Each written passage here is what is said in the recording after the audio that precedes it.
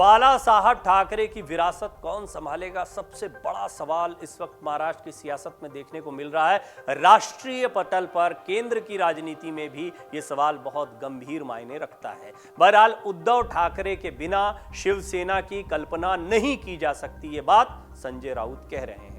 महाराष्ट्र में शिवसेना पर दावेदारी को लेकर उद्धव ठाकरे गुट और एकनाथ शिंदे गुट के बीच जंग जारी है। इस बीच शिवसेना नेता संजय राउत ने एक बार फिर एकनाथ शिंदे और देवेंद्र फडणवीस की सरकार पर हमला बोला है। उन्होंने कहा कि उद्धव ठाकरे के बिना शिवसेना के बारे में कोई सोच भी नहीं सकता। हमारी आवाज दबाने की कोशिश मत कीजिए, हम लोग चुप रहने वाले नहीं हैं। शिवसेना नेता और उद्धव ठाकरे के काफी करीब रहने वाले संजय राउत ने आगे कहा कि चंद्रकांत पाटिल ने कल बीजेपी की कार्यकारिणी की बैठक में जो कहा, उनके दिल की बात जुबां पर आ गई। चंद्रकांत पाटिल ने शनिवार को कहा था कि दिल पर पत्थर रखकर एकनाथ शिंदे को मुख्यमंत्री बनाया गया है। राउत ने दोहराते हुए कहा कि उद्धव ठाकरे के बिना शिवसेना की कल्पना करना मुमकिन नहीं है। हमारी आवाज को फडणवीस बंद नहीं कर सकते हैं। इससे पहले शनिवार को भी संजय राउत ने निशाना साधते हुए कहा था कि राज्य की जनता उन लोगों को नहीं भूलेगी जिन्होंने पार्टी की पीठ में छुरा घोंपा है। ये दुर्भाग्यपूर्ण है कि 56 साल पहले बाला साहब ठाकरे की ओर से गठित एक पार्टी को जनता का समर्थन साबित करने के लिए दस्तावेज जमा करने को कहा गया है। संजय राउत ने कहा कि महाराष्ट्र के 11 करोड़ लोग शिवसेना के समर्थन का सबूत हैं। 10 से 12 लोगों को रिश्वत देकर जोड़ तोड़ लेना कोई सबूत नहीं है। आपको बता दें कि निर्वाचन आयोग की ओर से दोनों खेमों से समर्थन को लेकर दस्तावेज जमा करने के लिए कहा गया है।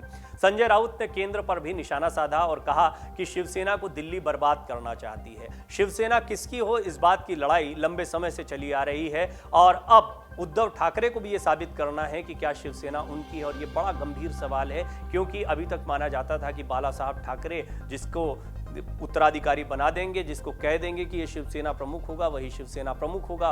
उन्होंने राज ठाकरे को किनारे करते हुए उद्धव ठाकरे को अपनी गद्दी सौंपी थी। लोगों ने भी स्वीकार किया, क्योंकि बाला साहब ठाकरे के वचन का बहुत मान शिवसेना और शिवसैनिकों में रहा है। लिहाजा शिवसेना उद्धव ठाकरे को मिली। जब सत्ता में आए और बीजेपी से खटास बढ़ी, उसके बाद भी उद्धव ठाकरे ही शिवसेना प्रमुख बने रहे। बहरहाल मामला तब गड़बड़ा गया जब एकनाथ शिंदे ने बगावत कर दी।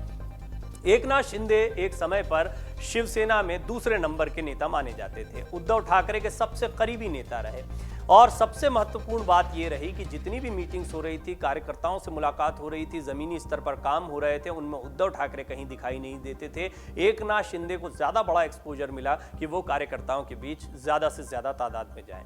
उन्होंने असंतुष्ट शिव सैनिकों को जोड़ा और यहां पर असंतुष्टि का भी एक बड़ा कारण यह सामने आया कि एनसीपी और कांग्रेस के साथ मिलकर सरकार बनाई गई थी, जिसमें शरद पवार का दखल बहुत ज्यादा था।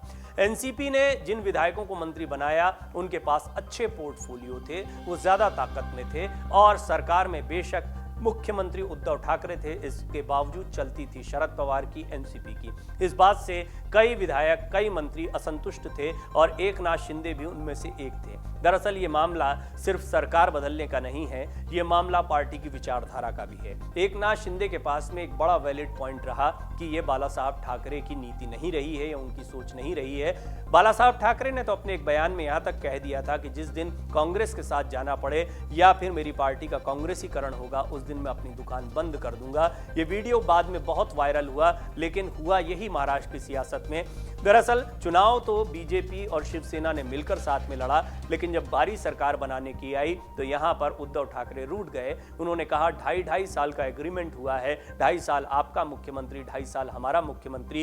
ये खटास इतनी बढ़ती चली गई कि ये गठबंधन टूट गया और एनसीपी कांग्रेस ने इस मौके का फायदा उठाया, उद्धव ठाकरे के साथ मिलकर महाराष्ट्र में सरकार बना ली। उद्धव ठाकरे को मुख्यमंत्री बना दिया गया। हालांकि उनके पास तब भी संख्या बल के आधार पर पर्याप्त विधायक नहीं थे। छोटा दल होने के बावजूद, कम विधायक होने के बावजूद उनकी सरकार चलती रही।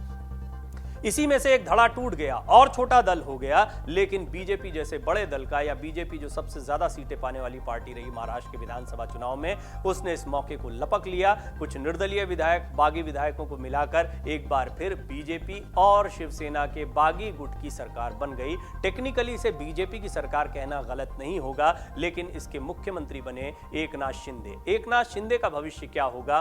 बीजेपी जानती है कि एकनाथ शिंदे को बीजेपी में लाना या इन विधायकों को बीजेपी में लाना कोई समझदारी भरा निर्णय नहीं होगा।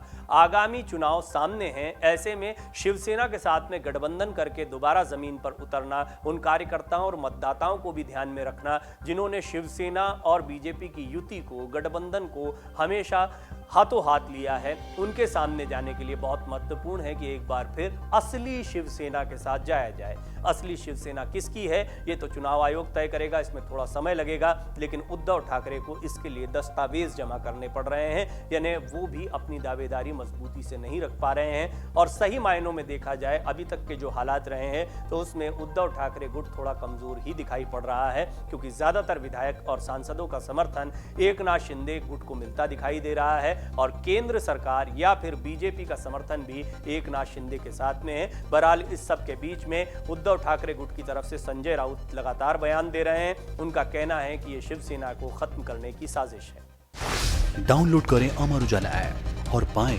खबरें लगातार। अगर आप ये वीडियो YouTube पर देख रहे हैं तो हमारे चैनल को सब्सक्राइब करें और बेल आइकन को दबाना ना भूलें। अगर आप Facebook पर ये वीडियो देख रहे हैं तो हमारे पेज को लाइक करें।